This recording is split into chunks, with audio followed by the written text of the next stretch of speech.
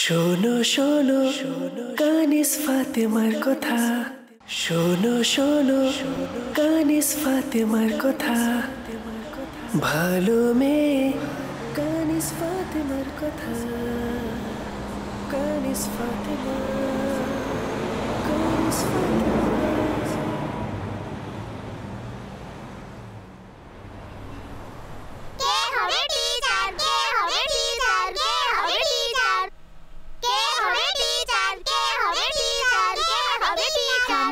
খামোশ খামোশ হয়ে যান সকলে, আর নিজেদের বই খুলুন।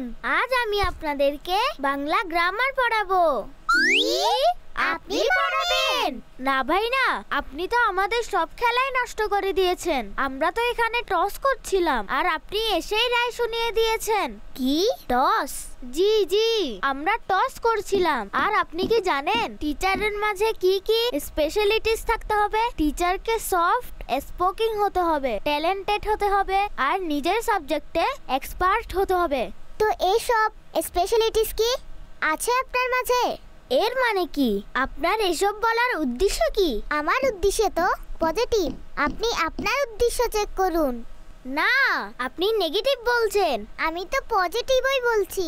টিচারের স্পেশালিটিতে সবচেয়ে ইম্পর্টেন্ট হলো সফট হওয়া, যা আপনি একদমই নন। আমি কখনোই আপনাকে টিচার হতে দেব না। আপনার চেয়ে ভালো টিচার তো আমি নিজেই। রামিন আপু আপনার চেয়ে ভালো টিচার, বাড়িরাও আপনার চেয়ে ভালো টিচার হতে পারেন। কথা বলার কিছু আদব রয়েছে, আপনি তো সীমা ছাড়িয়ে গেছেন। এখন আপনি শেখাবেন আদব? বেশ বেশ, আমি কিছুই জানতে চাই না। আপনি টিচার হতে পারবেন না। আরে আরে আরে, আপনারা সকলে কি শুরু করেছেন? আপু আপু, আমি শুধুমাত্র এতটুকু বলেছি আমি আপনাদেরকে বাংলা গ্রামার পড়াবো, আর ওনারা কত কথা শুনিয়ে দিলেন। আমি কি করেছি?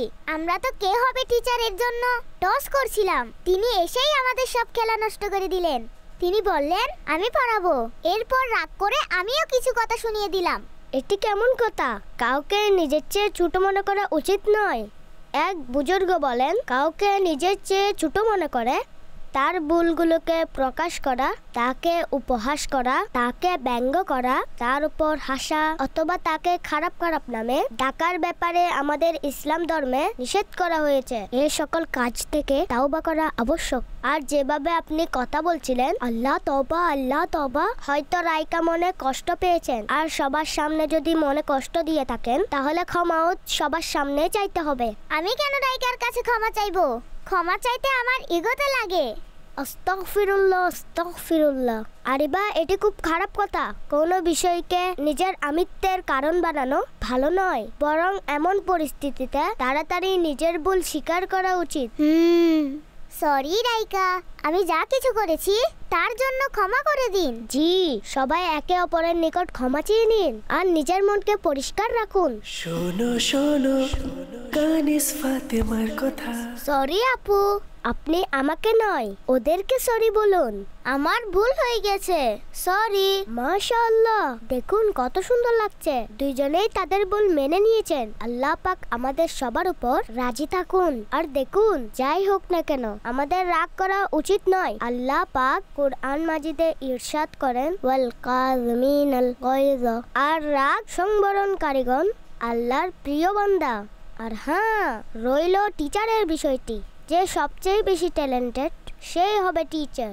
আপু, সে তো আমি। আপু, আমিও। আপু আপু, আমি। আরে আরে আরে, থামুন থামুন থামুন। আপনারা সবাই অনেক ট্যালেন্টেড। যদি আপনারা আমাকে পারমিশন দেন তাহলে আমি কি কোনো একজনকে সিলেক্ট করতে পারবো? জি জি, অবশ্যই। আপনি সিলেক্ট করুন, আপনার উপর আমাদের পূর্ণ আস্থা আছে। আপনি ভুল সিদ্ধান্ত নেবেন না। ঠিক আছে, সবাই এক কাজ করুন, সকলে নিজের রিপোর্ট কার্ড বের করুন আর আমাকে দিন। শোনো শোনো কানিস ফাতেমার কথা, ভালো মেয়ে কানিস ফাতেমার কথা। আচ্ছা তাহলে শুনুন, কে হবে টিচার? টিচার হবেন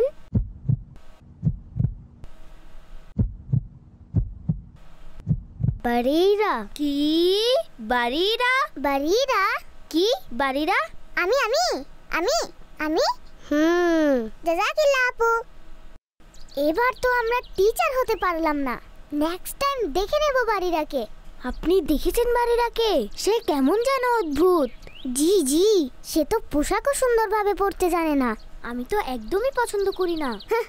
ইয়া আল্লাহ, ইয়া আল্লাহ, আল্লাহ মাফ করো, আল্লাহ মাফ করো। আস্তাগফিরুল্লাহ, আস্তাগফিরুল্লাহ। কি হলো? এ কি হলো আপনার? আরিবা, আপনি কি জানেন আমরা গীবত করছি? গীবত? এটি আবার কি? আমি আপুর কাছে শুনেছিলাম কারো অনুপস্থিতিতে তাকে খারাপ বলাকে গীবত বলা হয়, আর আমরা বাড়িরাকে খারাপ বলছি। স্মরণ রাখবেন, গীবত বান্দার নেকিকে জ্বালিয়ে ছাই করে দেয়। জি, আপনি একদম ঠিক বলেছেন। আমাদের এমনটি করা উচিত হয়নি। আমি যা কিছু করেছি তার জন্য আমি তওবা করছি। আর আমিও। ইয়া শোনো শোনো কানিস ফাতেমার কথা, ভালো মেয়ে কানিস ফাতেমার কথা, কানিস ফাতেমা। শোনো শোনো কানিস ফাতেমার কথা, ভালো মেয়ে কানিস ফাতেমার কথা। রাইকা ফাতেমা না না, কানিস ফাতেমা।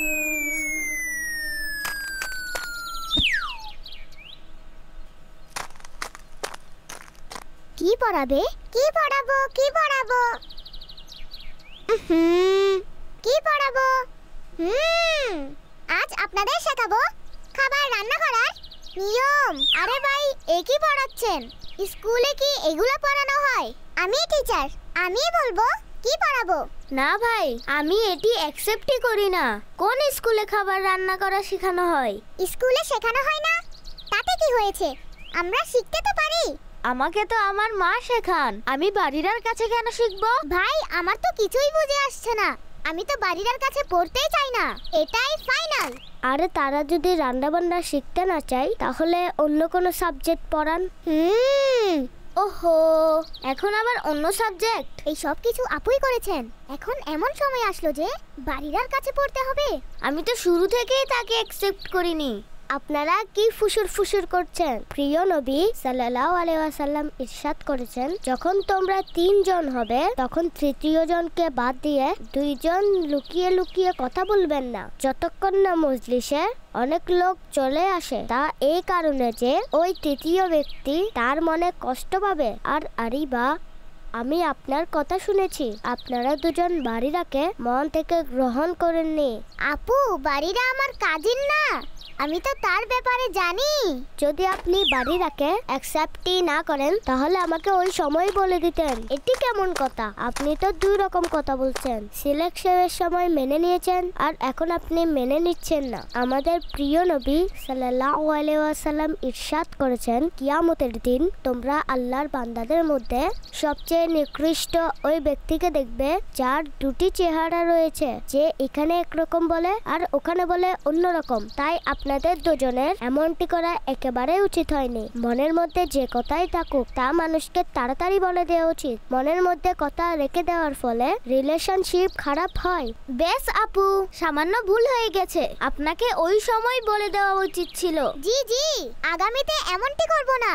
আমরা বাড়িরাকে মন থেকে অ্যাকসেপ্ট করছি, আপনি পড়ান। তো ছোট্ট বন্ধুরা, আমাদের কখনো এমন কথা বলা উচিত নয় যা আমরা নিজেরাই মন থেকেই মানি না। আর যে কথাই হোক তা সত্যি সত্যি নিজের ফ্রেন্ডস এবং ফ্যামিলিকে বলে দেওয়া উচিত। কখনোই এমনটি করা উচিত নয়। আমরা সামনে এক কথা বলবো আর আমাদের অন্তরে থাকবে অন্য কথা।